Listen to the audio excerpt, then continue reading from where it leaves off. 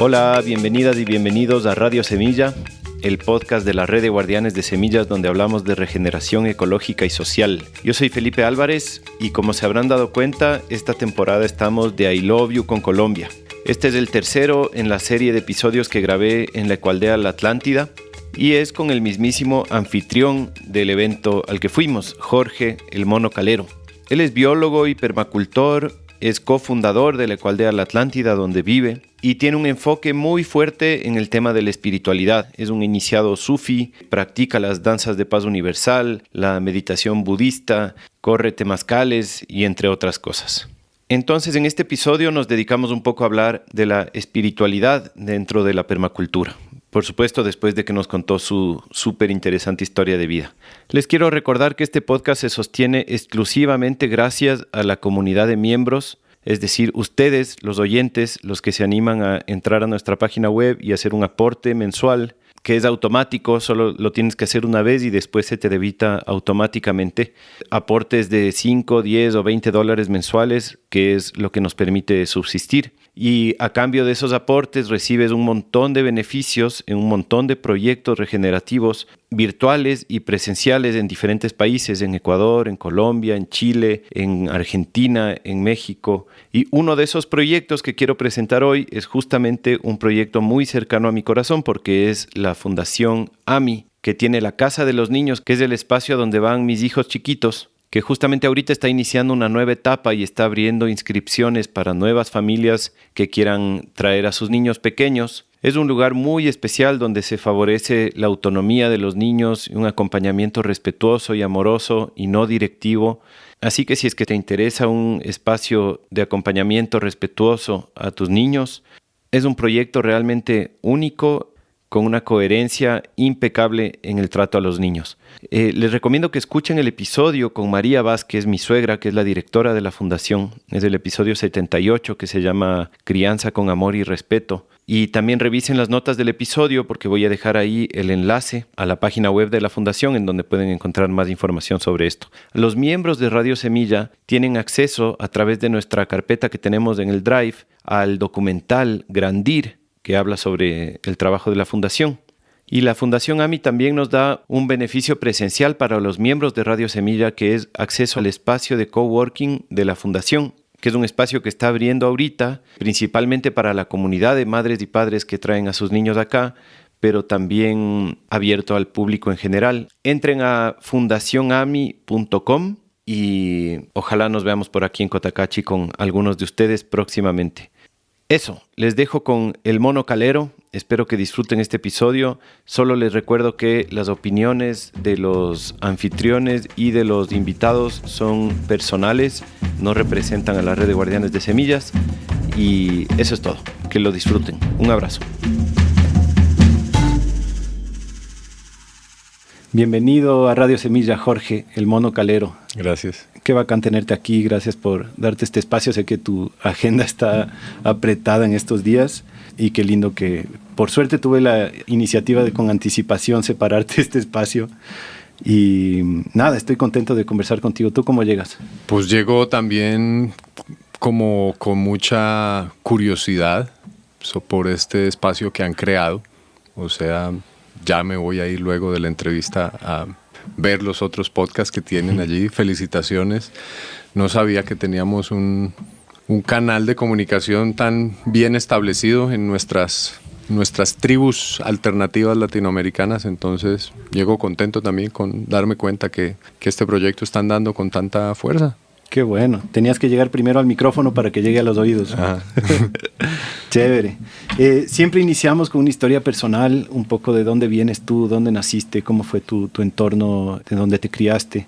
Bueno, yo soy nacido dentro de las pequeñas esferas de los privilegiados urbanos de América Latina. Digo pequeñas esferas porque las grandes mayorías de nuestros países pues son personas que no pueden pagar una escuela privada, no pueden tener las comodidades básicas. Mi familia no era tampoco pues millonaria ni cosas de esas, pero vengo de allí, vengo de las toldas del privilegio.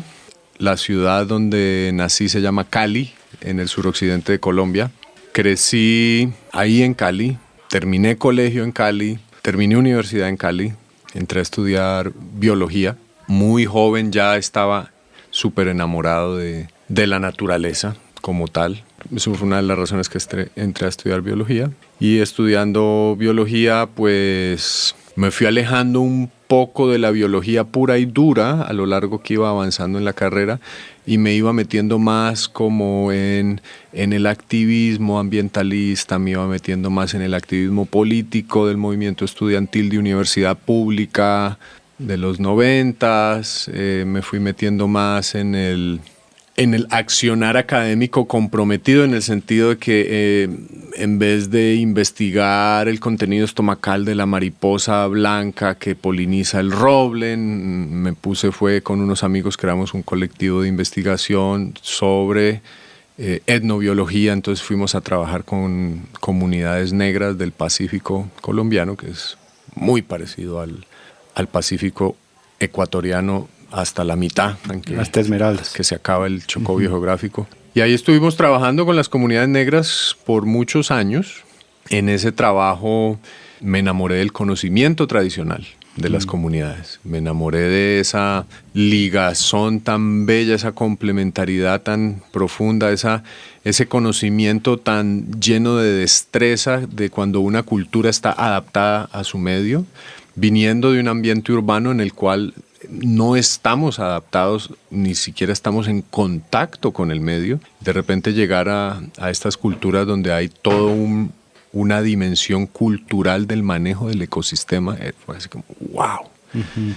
Luego el siguiente gran giro en la historia personal mía es que coincidió que tanto al interior de la universidad como en la zona del Pacífico se vinieron unos episodios de seguridad y amenazas muy graves.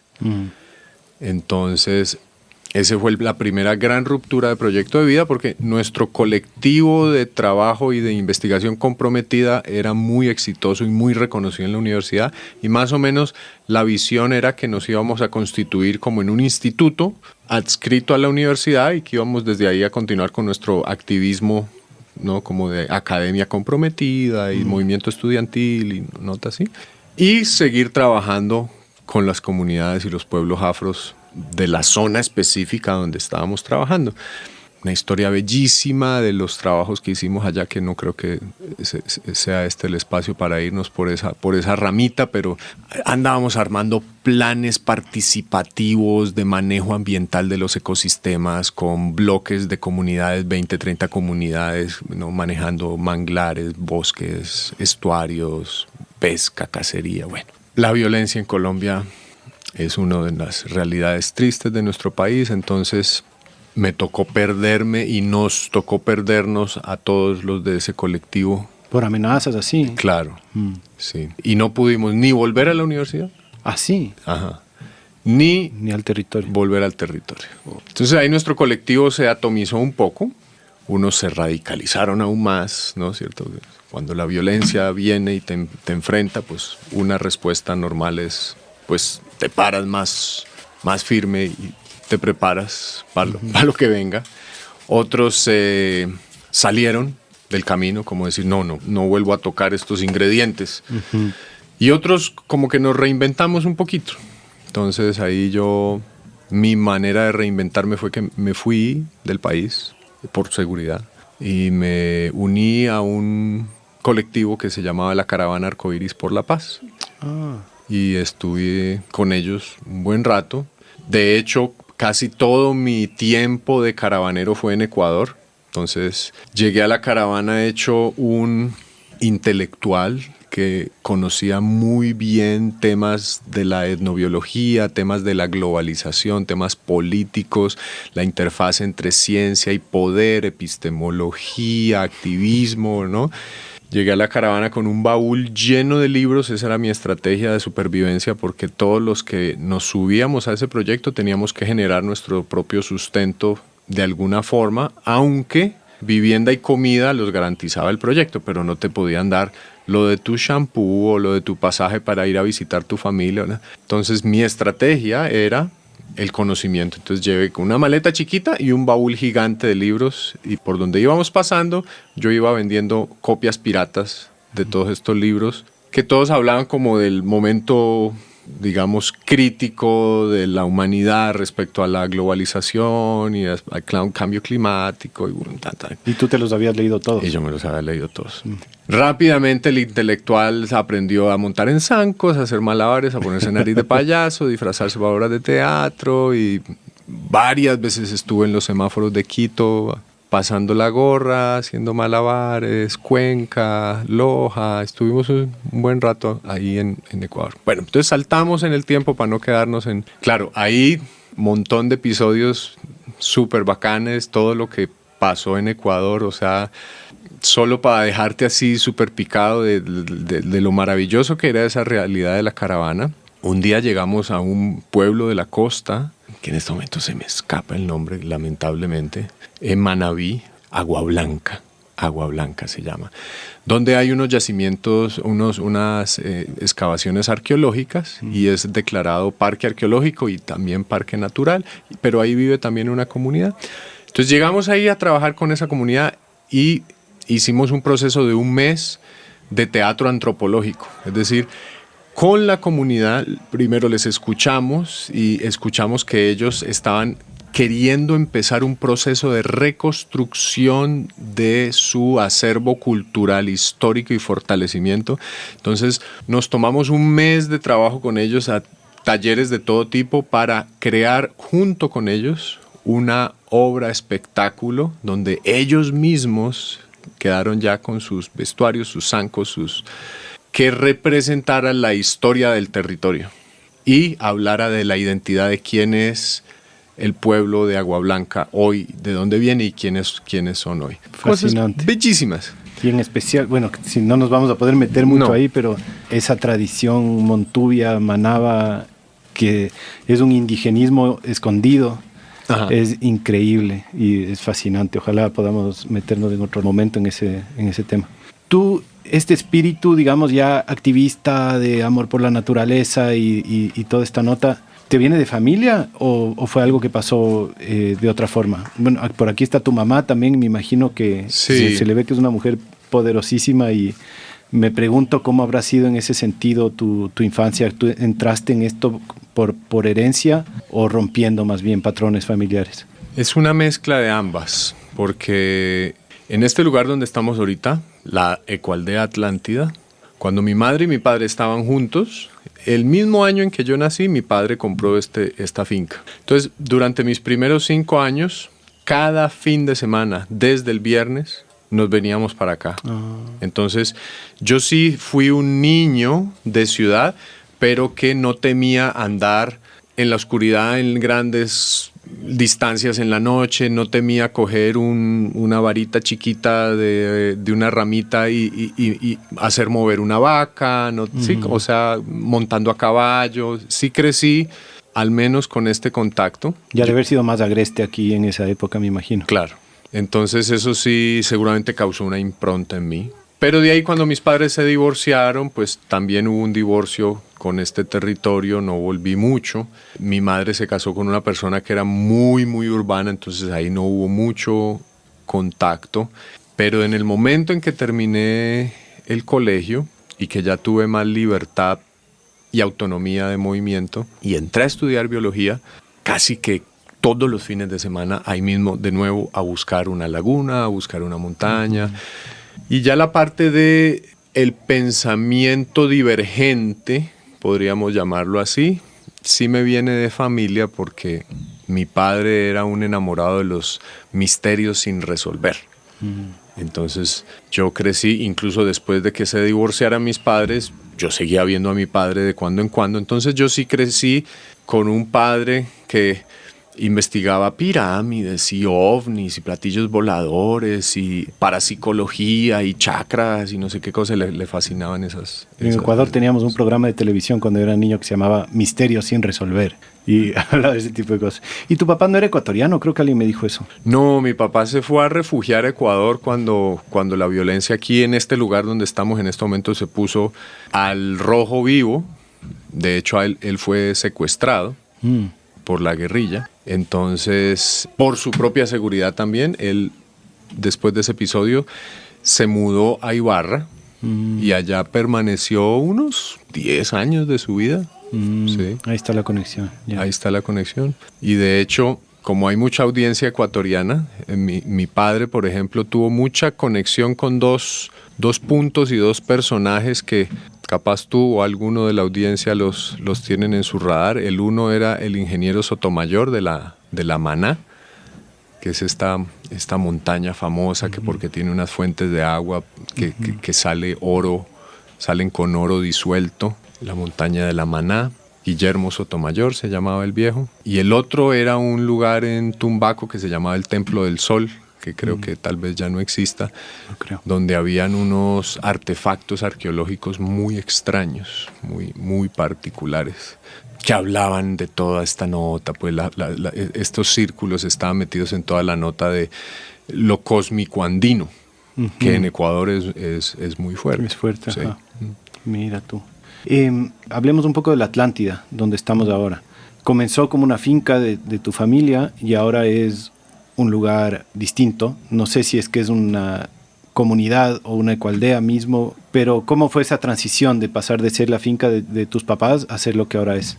Bueno, justo empieza la historia donde la dejamos, es decir, cuando se acabó el tiempo caravanero, la razón por la cual me salí de la caravana no era porque no me parecía espectacular el trabajo que se estaba haciendo de siembra de semillas.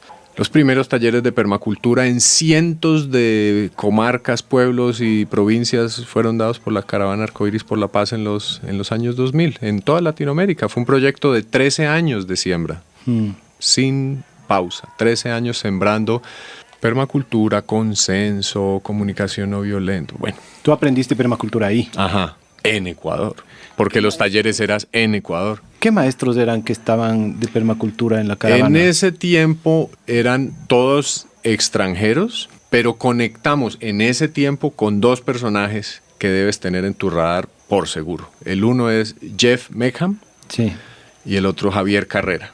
Coanfitrión de este podcast y parte de la red, claro. Hola, Javier. Claro. Y el Jeff también, parte de la red. Yo personalmente le conocí recién, hace un mes, pero hemos estado conversando desde hace tiempo también. Tremendo personaje. Ya. Y antes de eso entiendo que fue Bill Mollison a Ecuador, que como que puso a los primeros, creo que el Jeff mismo estaba... Ahí sí, no sé, porque ahí sí ya no la caravana no había llegado a Ecuador. Ya cuando la caravana llegó, ya Jeff había sembrado esas primeras semillas de permacultura. Lo que hicimos nosotros fue relacionarnos con él, a ver qué hacíamos, y recuerdo que en Mindo se hicieron unos talleres de bioconstrucción y trajimos la experta de Estados Unidos en COP, la técnica de COP. Entonces cuando ese periodo se acabó, el periodo caravanero, la razón por la cual yo me salí de la caravana no fue porque no estuviera maravillado con el trabajo que se estaba haciendo. Valga este espacio para mandarle un saludo al coyote Alberto Ruz en Las Estrellas, que fue el ideólogo y principal sostenedor de la Caravana Arcoíris por la Paz por 13 años. Muchos de los proyectos, muchas de las iniciativas que hoy en día se mueven son semillas del coyote Alberto. Trascendió a mejor vida hace apenas un par de meses, 3 meses.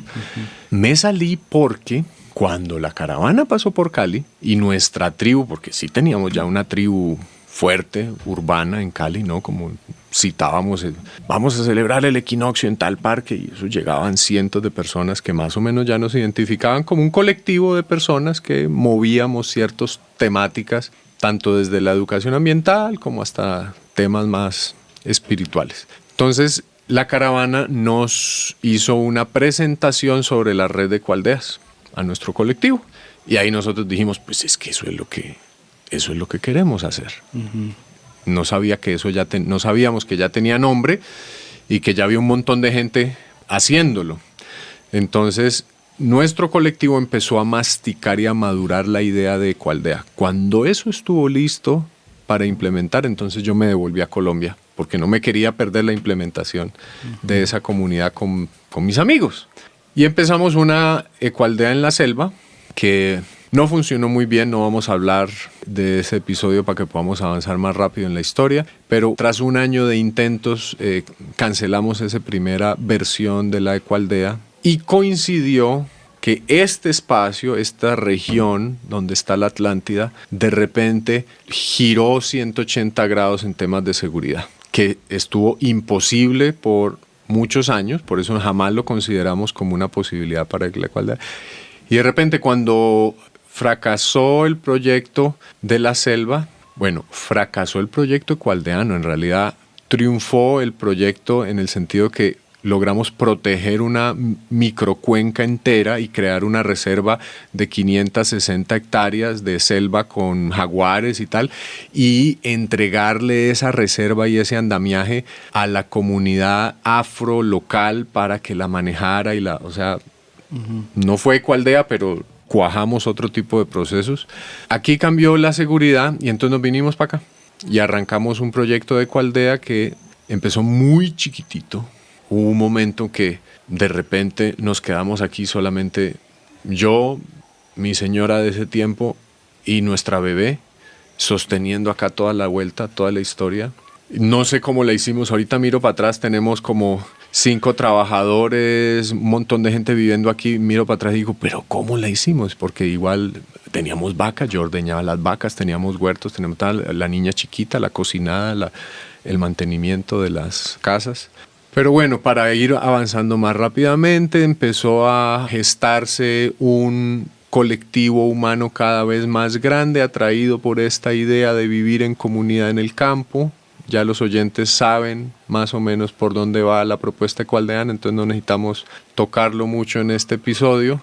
Y ese colectivo fue creciendo hasta que vino una crisis que es normal de los expansión, contracción, expansión, contracción. Y ahí la Ecoaldea adquiere la forma que tiene en este momento, que es un proyecto híbrido.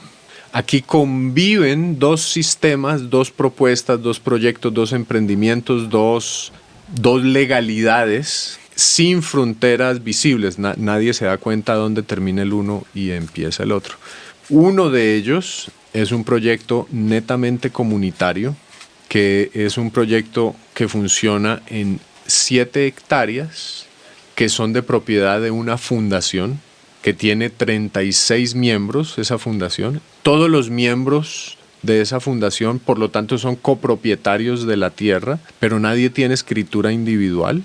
Los copropietarios o los miembros del proyecto Ecoaldea Atlántida Fundación Danza y Vida, todos tienen derecho a un espacio para construir su casa y el resto es tierras colectivas. Entonces, aquí sí asignamos lotes, pero no es una lotización al estilo normal de la parcelación que te dan un lote donde cabe tu casa, pero además cabe tu jardín y tu piscina y tu parqueadero y tu huerta, así como las parcelaciones generalmente te entregan, no sé, 2.000 metros, ¿no? Como aquí entregamos solamente el pedacito de construir tu casa porque entendemos que todo lo demás es colectivo. ¿Quieres hacer una huerta? Dale. ¿Quieres hacer un invernadero? ¿Quieres construir un parque para los niños? Todo lo demás son colectivo. Entonces, ese espacio colectivo comunitario de propiedad de la Fundación Danza y Vida con 36 socios, son los propietarios también de La Maloca, donde estamos haciendo ahorita el encuentro, de la zona de los temazcales, de la zona donde se hace la búsqueda de visión, la danza de la luna, la danza del sol, y todas estas casas donde estamos reunidos en esta entrevista hacen parte del terreno comunitario colectivo. Y eso se lo compramos a mi padre en algún momento. Entre todos pusimos una lana, dinero, y cada vez que pienso en Alberto se me empiezan a salir las mexicanidades. Una lana. Le compramos a mi padre. Lo demás que no le compramos a mi padre se convirtió entonces en un sistema paralelo de manejo privado y familiar. Al principio no era así, al principio era todo un solo cosa comunitaria.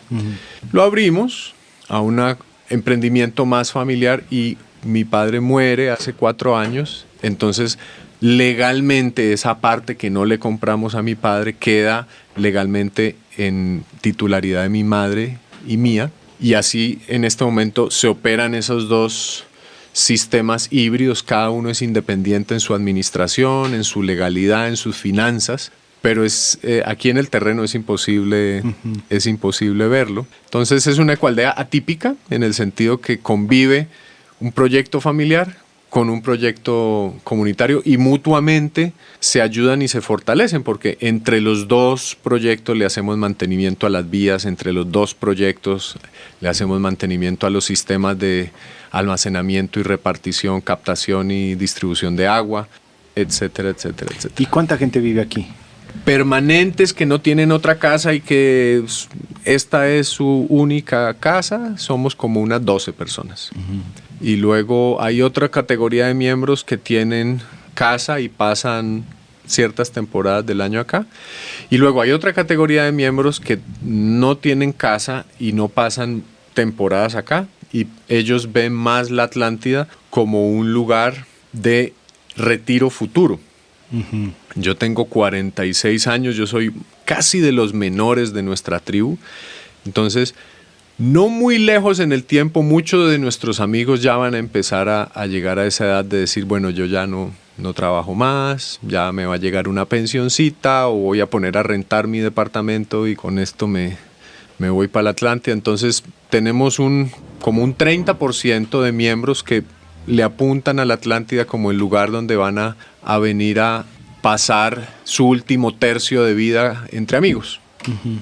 Me surgen 1000 preguntas y me las estoy aguantando porque tenemos un poco menos de tiempo de lo normal. Entonces, te quiero preguntar como para ir caminando hacia el siguiente tema. Ya. Que estábamos como queriendo hablar un poco de la espiritualidad como uno de los pétalos de la permacultura y también del gran cambio de paradigma que enfrentamos como civilización. Y me parece esto un buen paso, ¿no? Porque la Atlántida juega un rol en esto. Y por lo menos, yo no conozco mucho de lo que hacen, pero por lo menos en lo que estoy vivenciando ahorita, que es uno de los emprendimientos, entre comillas, de lo que hace la Atlántida, tiene que ver con la espiritualidad y tiene que ver con este gran cambio paradigmático. ¿Me quieres contar un poquito cuál es tu visión al respecto? ¿Qué es lo que la Atlántida está aportando a este gran cambio paradigmático y cómo? Súper. Sí, con esto nos vamos para el otro barrio de la conversación. Uh-huh. La Atlántida es un semillero o un centro de transformación o un centro vivencial de transformación personal. Aquí todas las cosas que ocurren generalmente tienen que ver con procesos profundos de transformación. Entonces ahorita estamos en un retiro de danzas de paz donde hay meditación y esta mañana, por ejemplo, tuvimos 3 enseñanzas profundas. Una, el sentido original de la enseñanza de Jesús explorado desde su lengua nativa, que era el arameo, y sobre todo exploramos el tema que tiene que ver con la interfaz entre mi querer personal y el querer colectivo o mayor o superior. Vimos un tema de sabiduría femenina o sabiduría sagrada y vimos un tema de la esencia de la propuesta budista para navegar los episodios de reactividad, así de ese tamaño, todo en una mañana. Entonces, cuando no estamos en este tipo de encuentros, estamos en, por ejemplo, búsquedas de visión, que también son altamente transformadoras. La gente se va, hace un ayuno de 4 días en el bosque y de allá sale cambiada, el bosque las cambia. Cuando no estamos en eso, estamos en danza de la luna, en danza del sol. Casi siempre las cosas que aquí se hacen son de ese carácter transformador. Y estas últimas que dices, más que ver con una tradición indígena nativa americana, ¿no? Sí, acá los 2 rieles por donde anda la locomotora de la propuesta espiritual de la Atlántida, bueno, qué ejemplo tan malo, ¿no? Es como el símbolo del progreso capitalista, la revolución industrial, pero ya lo puse, ya que los 2 rieles son las tradiciones ancestrales, pasan muchas cosas acá, ceremonias, rituales, traemos abuelos, se hacen encuentros, alianzas, bueno, muchas cosas en esa línea, y la línea sufi o la línea de las danzas de paz, que tiene que ver con esta, llamémoslo así, misticismo de Medio Oriente y de Oriente. Son como las 2 líneas básicas. De ahí lo otro, la otra pata grande de la Atlántida es el trabajo de restauración ecológica, que tal vez en este episodio no hablemos mucho de eso, pero solo por dejar un brochazo en el aire. Han retornado montones de especies porque la Atlántida con los años se ha venido convirtiendo en el refugio de fauna y flora de la región. Estamos en una región donde no hay relictos de bosque importantes, no los hay. Y en la medida que aquí empezamos a recuperar y a recuperar y a recuperar, empezaron a llegar especies que seguramente andaban medio huérfanas, y sobre todo las aves que tienen más movilidad.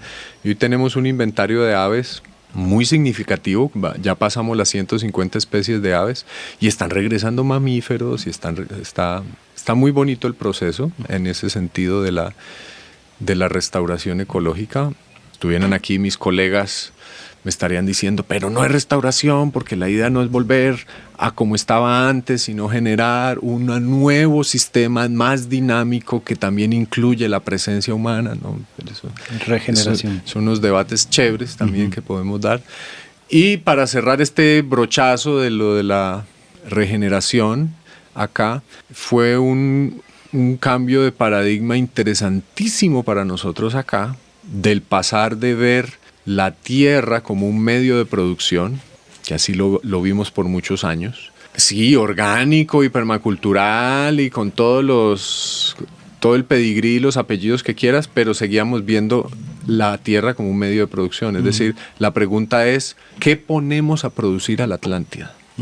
E intentamos varias cosas. Nuestra marca propia de café orgánico, molido, empacado de una vez, transformado con etiqueta, productos de altísimo valor agregado, como por ejemplo cría de gusanos de seda para venta de los capullos, por lo cual hay que tener morera y tiene que ser orgánica porque la seda se está vendiendo como orgánica. Bueno, muchos intentos y ninguno funcionó bien. Ninguno funcionó bien, ni en ninguno vino el flujo de la energía de la vida como a mover fuertemente esos emprendimientos. Y en el momento en que dijimos, pues no más, cambio de pregunta, ya no es cómo ponemos a producir la Atlántida, sino qué quiere la Atlántida. ¿Qué quiere el territorio? ¿Tú qué quieres ser, Atlántida? Y la respuesta a los gritos, obvia, era, yo quiero volver a ser bosque, yo quiero volver a recuperarme mi esencia antigua. Está súper devastado los ecosistemas en esta región, entonces era como establecer un biotopo de sanación de la naturaleza, al menos las especies pudieran volver a manifestarse con esplendor, y está sucediendo. No le cabe un pájaro más aquí a la Atlántida, a pesar de estar en una región de cientos de kilómetros alrededor de pura agricultura y ganadería intensiva. ¿Sí? Entonces, volviendo al tema de la espiritualidad en la permacultura, que es un tema que me gusta mucho, yo quisiera empezar abordando ese tema así, de esta manera. Hay una causa raíz de todos los problemas. Hay una causa raíz de todos los problemas actuales del mundo. Y esa causa raíz está en el corazón de la naturaleza humana. Es decir, hay algo en lo humano desde donde surge todo el complique que estamos viviendo. Entonces, en resumen, la propuesta es, no podemos intentar solamente solucionar los síntomas de la enfermedad y cambiar las termoeléctricas por paneles solares y cambiar nuestro estilo de vida del apartamento a la casita en el campo y cambiar la educación del colegio tradicional al colegio Montessori y síguete con las 500 propuestas de vida alternativa, que hay que hacerlo, pero no nos podemos quedar solo ahí en ese nivel de los síntomas, porque es que una educación deshumanizada es un síntoma de... Una contaminación de los suelos es un síntoma de, son manifestaciones de unas dinámicas, pero todas esas dinámicas van a una causa raíz que está en el corazón humano.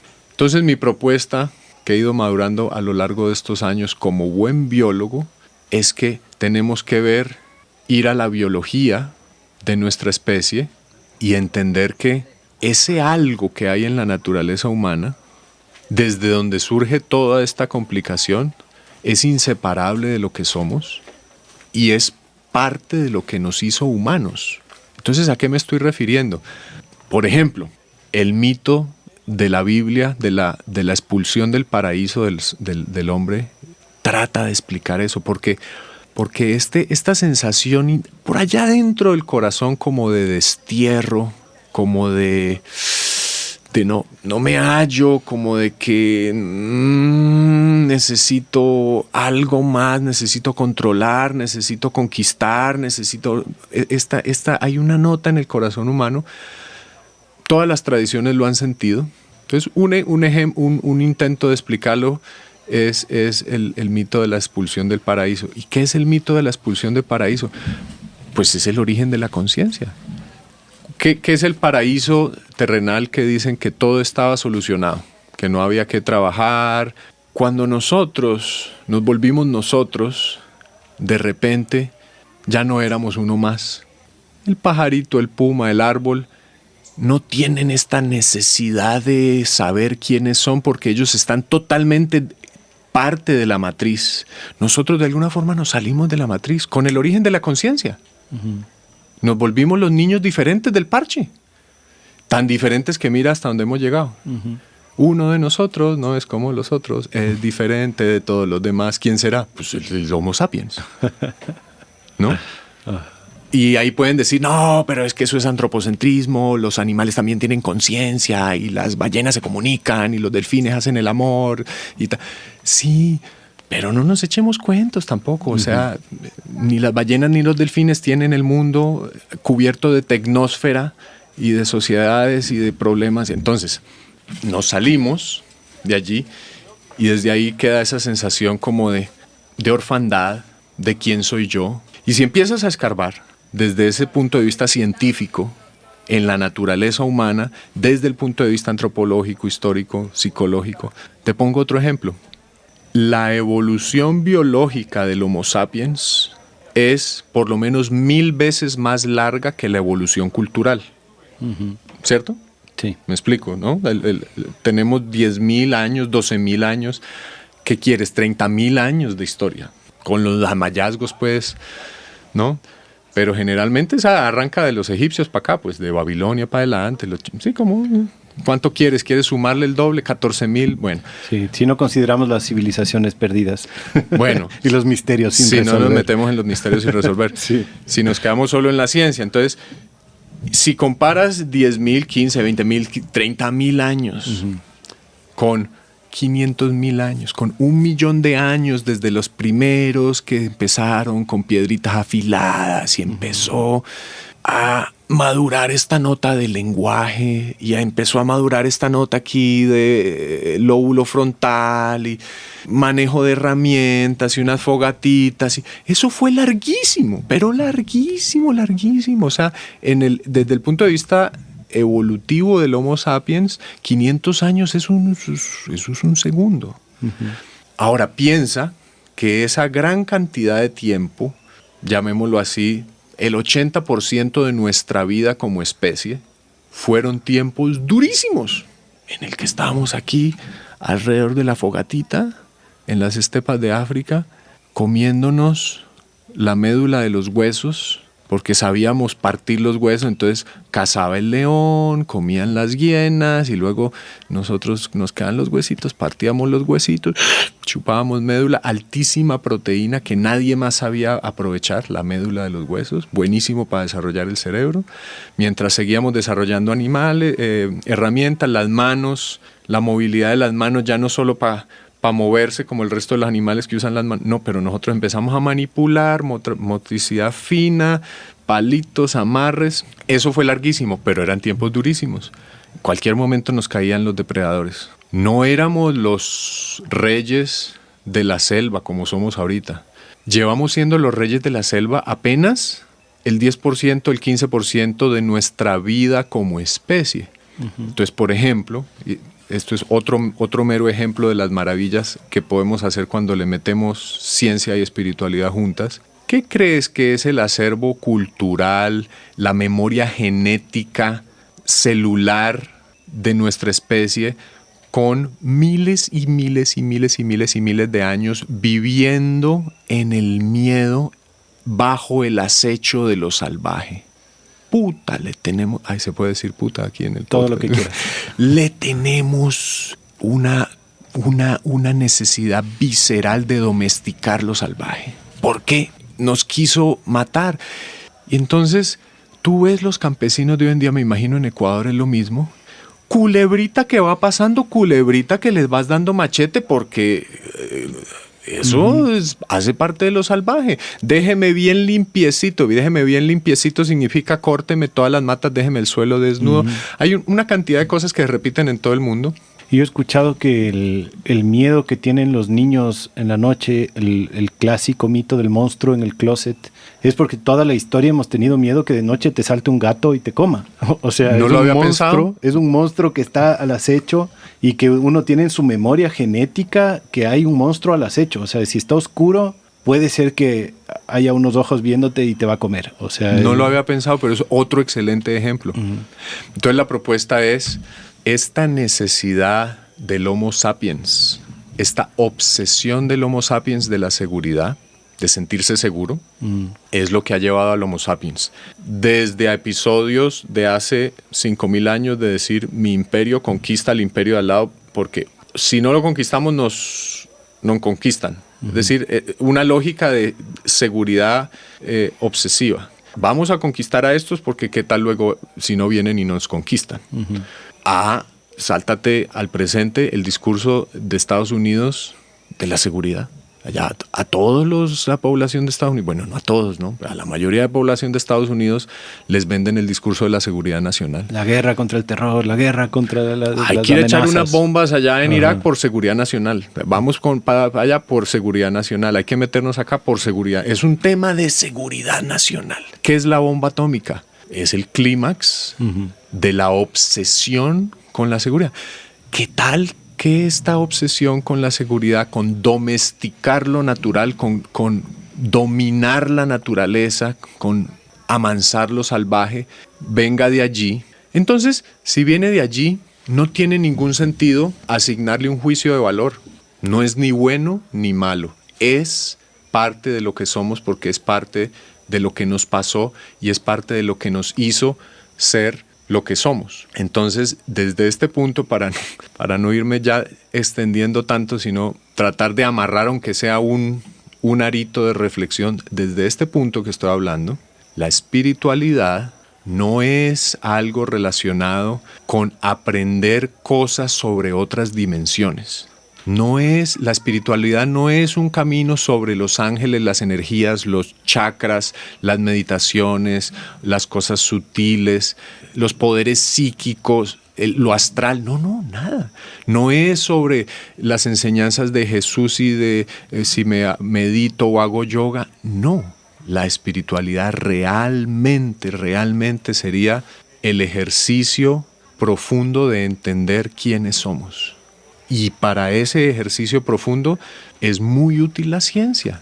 No hay ningún conflicto entre espiritualidad y ciencia, entre espiritualidad y psicología. Porque si no entendemos quiénes somos y por qué somos como somos, no vamos nunca a poder encontrar esas causas raíces y entonces nos va a pasar lo que le ha pasado a muchos países de Latinoamérica que creen que la solución es montar un gobierno de izquierda. Y yo soy de izquierda, o sea, que no me malinterpreten los oyentes. Si a mí me ponen una pistola en la cabeza y me dicen, escoja, o se va para la izquierda o para la derecha, no hay posibilidad de terceras opciones, yo me voy para la izquierda, sin pensarlo. Sí.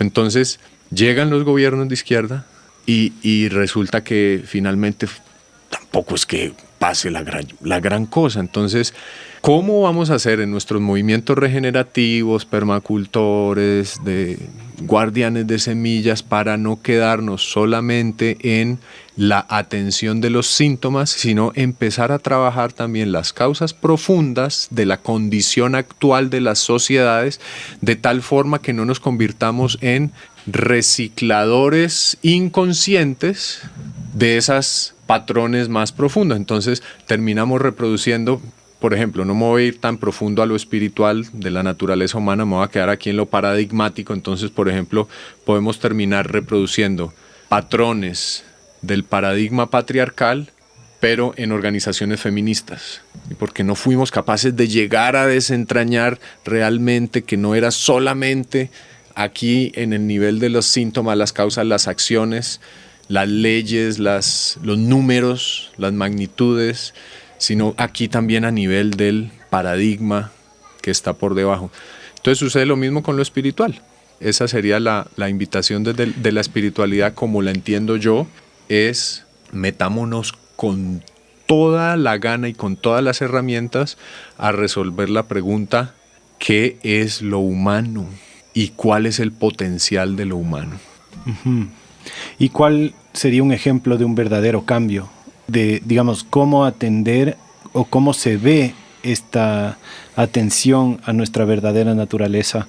Porque tú decías, hay un solo problema que causa todos estos, una sola causa para todos estos problemas. Pero no me queda claro, como desde este punto de vista, cuál es un ejemplo práctico en el que esta vía espiritual ayuda a atender o resolver esa causa.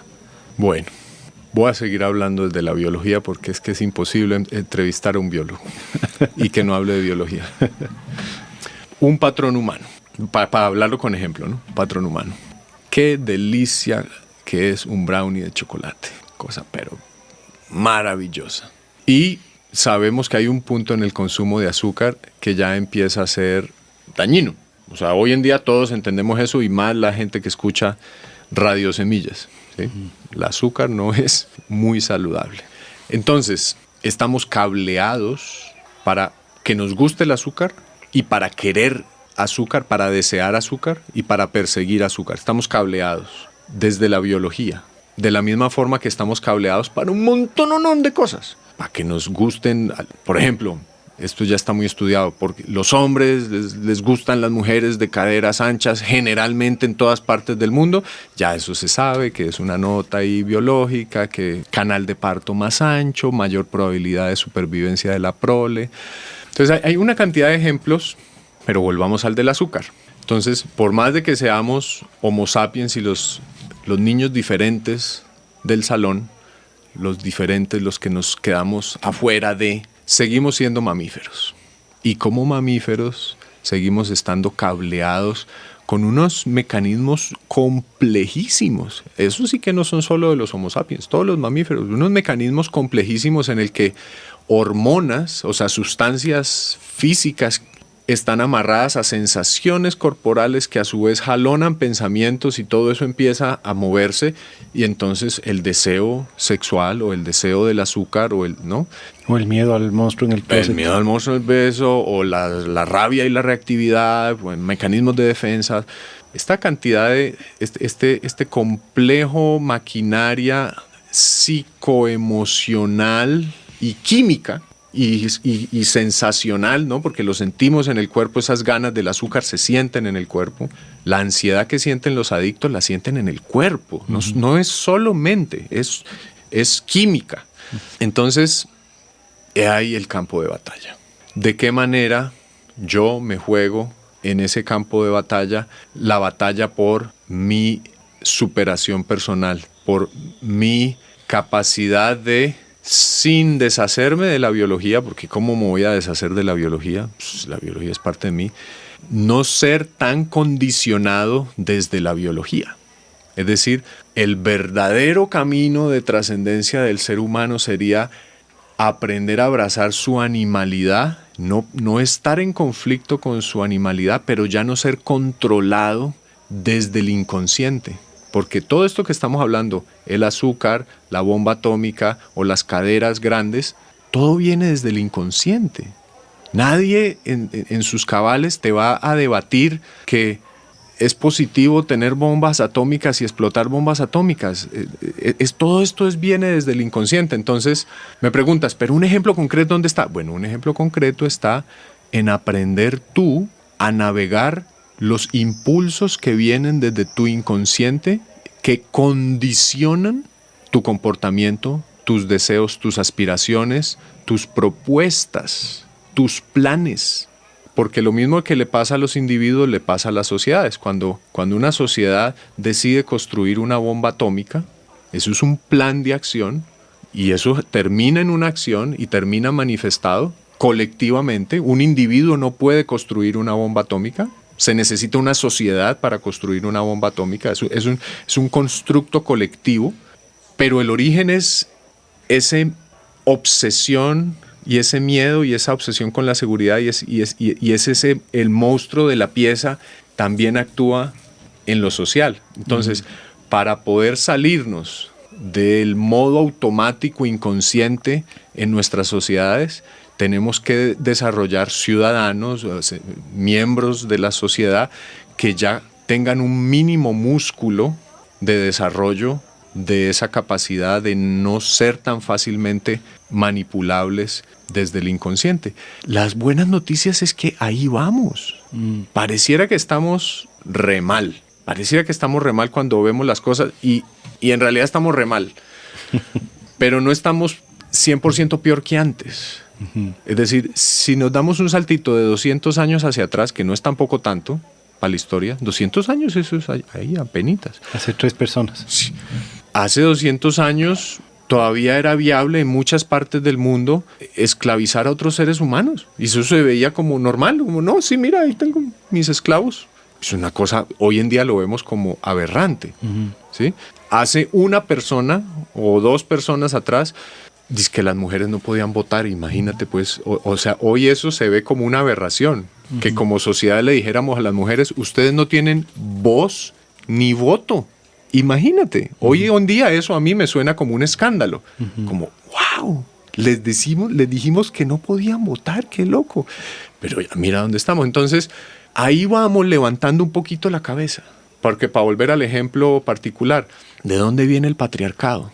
¿Es algo malo que alguien malvado se inventó con el fin de hacer una manipulación de la sociedad? Y esa es una posibilidad de explicación. Hay mucha gente que le apunta a eso, sobre todo muchas feministas, ¿sí? Y tal vez sea real, tal vez sea cierto que las élites masculinas, para perpetrarse en el poder, crearon unas estructuras patriarcales. Pero si te devuelves a la vida de la evolución de la especie, había unas razones biológicas que no me quiero meter a explicar ahorita, que darían las bases de por qué en los grupos de simios hay un macho alfa. Y no estoy diciendo que es la única manera en que una especie puede sobrevivir. Hay grupos de mamíferos que no tienen macho alfa, pero muchos grupos de mamíferos tienen esta nota de el macho fuerte y dominante y tal. Y rápidamente, me quiero meter rápidamente en la mente de nuestras oyentes, sobre todo, que están diciendo, uy, este pendejo está defendiendo el perro. Yo digo, no, espérate.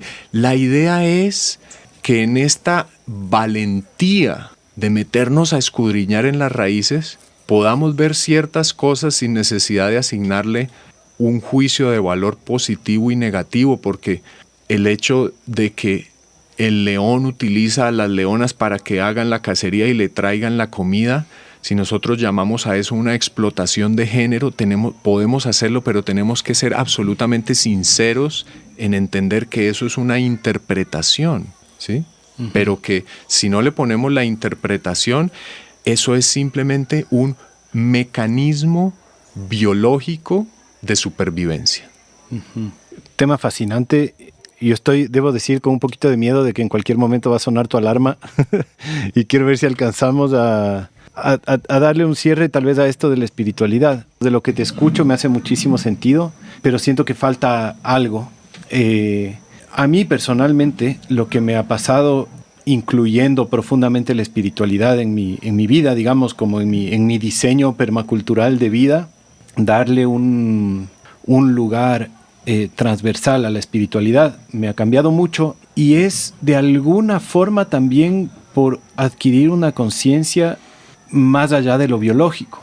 Y es algo así como lo que a mí me ha hecho perder el miedo a la inseguridad, por ejemplo. No es que lo he perdido del todo, pero el mecanismo que yo tengo para bajarle al miedo es como recordar, ¿no? Tal vez en mi caso mi espiritualidad ha nacido mucho de experiencias místicas y de haber tenido experiencias, digamos, fuera de lo biológico. Y eso yo siempre las he encontrado como un recuerdo, como estoy de vuelta en casa, algo así, estoy de vuelta con la Matrix, algo así, ¿no? Como ya soy parte otra vez del tejido de la vida. Y eso me ha dado un confort tan gigante que me ha hecho ver a todo lo demás como un poquito, no menos real, pero como no lo único, ¿no? es algo así, como yo ya sé que ya estamos salvados. Es algo así, como una parte de mí ya sé que todo bien, que todo es perfecto, que puede pasar cualquier cosa horrible, que yo voy a seguir teniendo mi mismo ego y mi misma cosa y mi misma vida biológica y mis mismos miedos y problemas de relacionamiento. No es que eso se va a perder, pero ya entra en una categoría y se abre otra más grande, ¿no? Como hay algo más que engloba, que cuando se acabe esta vida eso seguirá, que estaba ahí desde antes que comience esta, en donde ya somos todos un solo tejido de la vida, algo así. Y eso es lo que a mí me permite como relajar un poco los instintos del miedo, de la ansiedad, de las cosas, ¿no? No sé si en tu caso también es similar. Sí, total es así. Nomás haría un par de comentarios sobre eso. Un comentario negativo, un comentario en positivo. El comentario negativo es: cuidado con el bypass espiritual. Uh-huh. El bypass espiritual sería algo así, por ejemplo, como que la conciencia de que todos vamos a morir es importante, pero no debería ser una justificación para que la persona que está aprendiendo a tocar guitarra aprenda a tocar guitarra, porque entonces no hubiéramos tenido a Paco de Lucía. Es decir, no se puede convertir como en una especie de refugio de decir, está todo bien. Claro. ¿Sabes qué? Está todo bien porque a la final estamos salvados. Está todo bien porque a la final todos nos vamos a morir. Está todo bien porque a la final yo soy uno con el universo, entonces en realidad no es tan importante si le echo la madre a mi esposa o no. Uh-huh. No, es importante. Tienes que aprender a no tratar de esa manera a tu esposa. Tienes que aprender a no reaccionar así. Tienes que aprender a conocerte a ti, tú quién eres. Tienes que vivir una vida que cuando los dioses estén allá reunidos diciendo, oyes Pancho, pero te dije que era una mala idea crear a estos humanos, mira cómo se cagaron el mundo. Entonces Pancho le dice a Paco, le dice, no, pues tranquilo Paco, que mira ahí, ¿ves? Mira ese, vea, ¿valió la pena? Mira qué belleza, mira qué belleza, mira qué belleza, mira qué maravilla, no me digas que no valió la pena el experimento, mira, valió la pena. O puesto de otra metáfora que uso mucho en este tipo de charlas es, ponte tú, hay un martillo y el martillo está puesto en un escritorio y está siendo usado como pisapapeles encima de un escritorio. Y el martillo está ahí, ¿no? Como, puta, pero esta vida es como medio gris, esta existencia, como que yo siento como que falta algo, como que tiene que haber algo más, no puede ser a esto solo la vida, ¿no? Y así se pasa el martillo como medio melancólico, como sacado de onda, como medio buscándose a sí mismo, como no, mejor dicho, un martillo no feliz, medio depre y medio gris su existencia. Un día llega el cuate viste, ya me empecé a hablar como mexicano otra vez. Un día llega el personaje a la oficina y le ha regalado a su mujer un cuadro con toda su familia y sus niñas allí y tal. Y dice, voy a poner este cuadro aquí en la pared. Y agarra el martillo y le empieza a dar martillazos a esa puntilla. Y el martillo empieza a iluminarse por dentro, decir, no puedo creer. Puta, ya entiendo por qué tengo esta nariz grandota y aplastada, es para darle madrazos a esta puntilla para con razón traigo esta madera metida por dentro, por de ahí todo empieza a hacer sentido en la vida del martillo. ¿Por qué es como es? ¿Por qué tiene esa forma? ¿Por qué le sacaron de la mina del hierro cuando lo derritieron? ¿Por qué lo pusieron caliente? ¿Lo pusieron en ese molde? De repente todo se junta y es como ¡wow! Uh-huh. El martillo es feliz. Uh-huh. ¿Por qué es feliz el martillo? Porque todo tiene sentido. Su ser, su forma, su manera de ser, su estar en el mundo coincide con el escenario. Es decir, de repente encaja. De repente el martillo encaja en la realidad.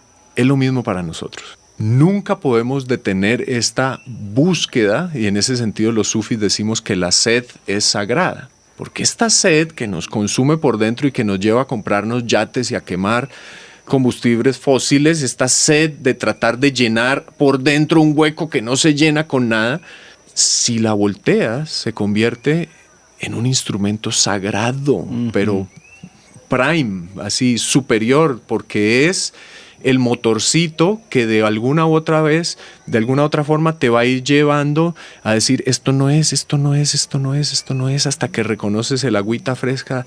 Esta es el agüita de la vida que yo andaba buscando. Este es el agüita fresca que yo andaba buscando. Entonces esa sed es tu brújula para la felicidad del martillo, esa sed, ¿sí? Entonces, en ese sentido, reconocer que somos uno con el universo y que la conciencia es un fenómeno transpersonal y que la vida es indestructible y que nos podemos cargar esta querida madre tierra, hermosa Gaia, con todas las bombas atómicas y volarla en pedacitos y convertirnos en un cinturón de asteroides más en el sistema solar, podemos estar seguros que el universo, el agua, las leyes de la existencia, las armonías y los flujos y las ondas de la existencia engendrarán vida, porque la vida nace desde adentro de la existencia y la conciencia nace desde adentro de la vida.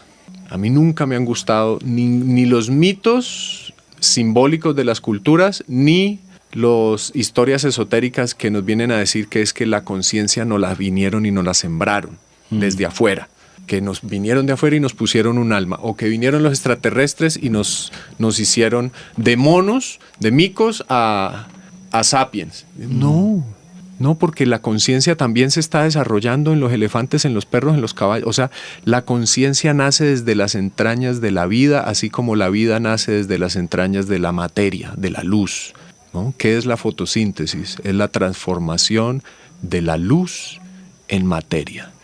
Es la transformación de la energía en conciencia. Eso es una cosa maravillosa. Es el mayor milagro del mundo. Entonces, sí, la vida es indestructible, estamos salvados, podemos cargarnos la Pachamama si queremos.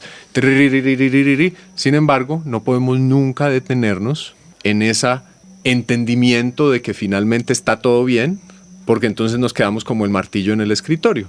Claro. Entonces, sí tenemos que seguir escarbando lo más profundamente que podamos en encontrar cuál es el potencial humano. No solamente cómo nos vamos a deshacer del monstruo de la oscuridad, cómo nos deshacemos del miedo, de la codicia, de la reactividad, de las ganas de echar guerras. Sí, todo eso está bien, cómo nos deshacemos de todo eso, pero no nos quedemos ahí. Busquemos el potencial humano. Seguramente aquí has tenido invitados que hablan del diseño regenerativo. Hay un colectivo que se llama Regenesis y ellos se han vuelto famosos más o menos en este submundo de la regeneración porque le ponen un gran énfasis a que cuando vas a diseñar un lugar, tu jefe debe ser el potencial del lugar. Es decir, si tú naciste para ser rosa y abrirte con 500 pétalos y ser fragante, tenemos que ayudarte a que seas rosa. No podemos pedirte que seas plátano o banano si naciste para ser rosa. Entonces, ¿y nosotros? ¿Cuál es el potencial humano? Y entonces se vuelve una búsqueda, al menos en mi caso, fascinante, porque es como, a ver hasta dónde podemos llevar esta apertura. ¿Cómo así que el 90% de nuestro cerebro está subutilizado? ¿Y qué pasaría si encontráramos formas de activar? También el mapa humano está lleno de misterios y de promesas. Entonces, también para mí eso es espiritualidad. Belleza, me encanta. Te agradezco un montón. Te abro el micrófono por si quieres cerrar de pronto con algún mensaje a la audiencia. No sé si es que estás disponible en el mundo virtual o la Ecoaldea o alguno de los procesos, si tú quieres invitar a la audiencia a unirse a algo de lo que tú haces. Lamentablemente somos terribles en ese aspecto. No tenemos nadie en nuestro colectivo que sea efectivo ni conocedor, entonces ni página web tenemos aquí en Atlanta. Qué pena.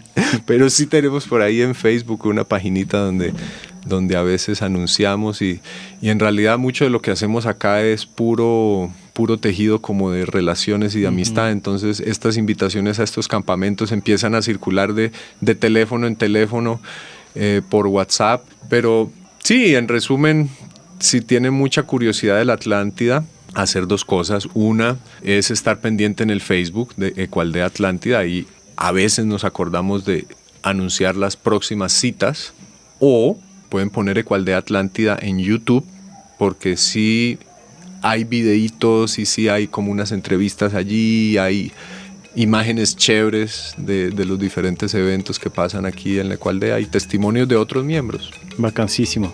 Mono, hermano, te agradezco muchísimo. Ha sido un honor y un gusto. Gracias. Ojalá se pueda repetir en el futuro una más larguita. Dale, muchas gracias por la invitación. Gracias, y gracias a todos por escuchar también. Un abrazo. Chao, chao.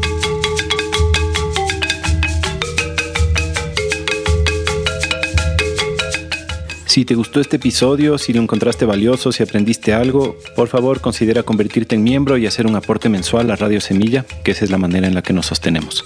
Entra a radiosemilla.com/apóyanos.